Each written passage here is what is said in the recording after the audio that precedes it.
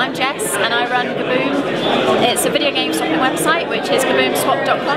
It's a place where gamers can list the video games they want, list the video games they've got, and we match them with people that they can swap with. And how did you come up with the idea? I first had the idea when I was 15, as I used to swap my video games with my friends and neighbours, and I wondered, after a while, after you're swapping over and over again, you eventually get your games coming back round in the circle. So I thought, wouldn't this be pretty cool if we could do it with everyone in the UK? And the idea went from there. I find it really exciting. I've wanted to start since I was 15, so I tried back then to start it, and unfortunately wasn't successful due to a lack of money, but also I found a freelancer who was based in the US to build the website when I was 15, and I was just a bit young and naive and thought that he would be 100% trustworthy, and unfortunately I'm sure a lot of them are, but he wasn't, so I managed to fall back to square one with no money and no website.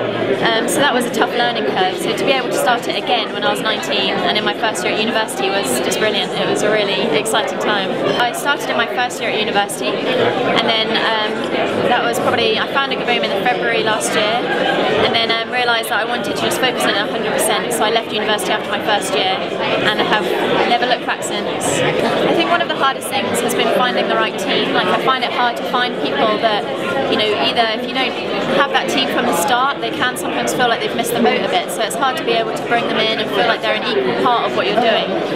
But I've been very fortunate to now find two guys that are based near where I live in Gaboom, and they've helped me a lot over the past year, so it's been great. So I raised investment for founding Gaboom Limited, which was, I was fortunate to have people around me that already had seen me have the idea when I was 15, so they already knew and I think believed that I could make it happen, so I was very fortunate that they were there.